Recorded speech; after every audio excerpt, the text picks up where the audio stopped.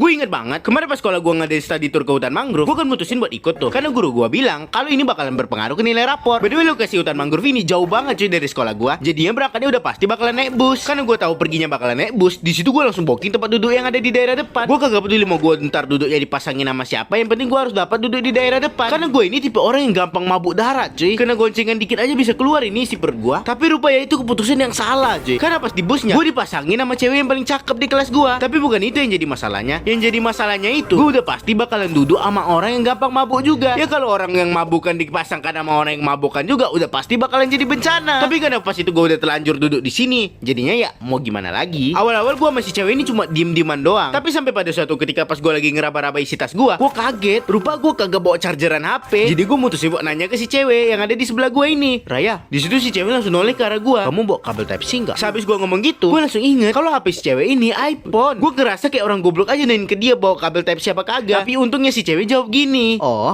ada kok. Dia ngomong gitu sambil ngasihin kabelnya ke gua. Di situ gua langsung nyolokin kabelnya ke tempat casan yang ada di atas kepala gua. Karena kebetulan di busnya itu kayak ada tempat nyolokin kabel casan gitu di atas kepala gua. Tapi mendadak gua penasaran, nih orang kok bawa kabel Type C ya? Jadi gua tanyain gini ke dia, oh iya kamu kok bawa kabel Type C? Terus dia ngejawab, buat ngecasin minivan aku. Di situ gua langsung ngangguin kepala gua, karena kayaknya si cewek ini bakal nggunain kipas ntar pas di hutan mangrove. Karena di hutan mangrove itu selain sarang monyet, di situ juga sarang nyamuk cuy. Singkat cerita 2 jam kemudian, gua kan lagi nyantengin dengerin musik pakai earphone sambil ngeliatin pemandangan jalan. Tiba-tiba gua ngedenger ada suara mual-mual di samping gua. Di situ gua otomatis langsung noleh ke arah si cewek. Dan gua langsung ngeliat si cewek lagi ngomegangin mulut dia. Di situ gua langsung gercep ambil plastik dan syukurnya pas itu muntah si cewek kagak beleberan kemana-mana. Di situ si cewek langsung ngomong ke gua, makasih ya Ren. Dia ngomongnya lembut banget, sampai rasanya gua kayak mau meleleh. Tapi karena rasanya kagak mungkin gua ngejawab iya sama-sama, jadi gua cuma ngangguin kepala gua doang. Singkat cerita pas di pemberhentian pertama, teman-teman gua kan pada turun semua tuh cuy. Tapi pas itu gua mutusin buat kagak turun. Soalnya kalau misalnya gua turun dan gua makan bareng sama teman-teman gua, amit-amit nanti gua malah muntah pas di bus pas lanjut perjalanannya. Maka dari itu gua mutusin buat stay di bus. Tapi yang awalnya gue ngira kalau gue bakalan sendirian di bus, tahu-tahu si cewek malah ikut tinggal di bus. Dan otomatis gue sama si cewek jadi berduaan doang di dalam. Awalnya si cewek ini udah ngajakin gue buat makan bareng. Tapi pas gue ngejelasin alasan gue kagak mau makan, dia malah ikut kagak mau makan. Ya jadi gue nyangkut berdua sama si cewek di dalam ini. Pas di dalam bus itu si cewek ini cuma tidur doang. Sampai-sampai di situ gue kagak sengaja ngeliat muka si cewek ini dari deket pas dia lagi tidur. Di situ gue bertanya-tanya ke diri gue sendiri, nih cewek kok bisa pipinya bersama mulus gini ya? Selesai gue ngomong gitu, tiba-tiba gue sadar kalau gue lagi ngelus-elus pipinya si cewek. Awalnya gue udah nyoba buat narik tangan gue, tapi si cewek ini malah ngejepit tangan gue di antara pipi dia sama sandaran bangku. Di situ gue langsung panik parah, karena kalau amit-amit ada yang ngeliat gue sama si cewek ini kayak seolah-olah lagi mesra-mesraan, bisa gawat reputasi wibu nolep gue. Jadi gue mutusin buat narik paksa tangan gue. Tapi sebelum gue bener-bener berhasil ngenarik tangan gue, tiba-tiba aja si cewek ini kebangun.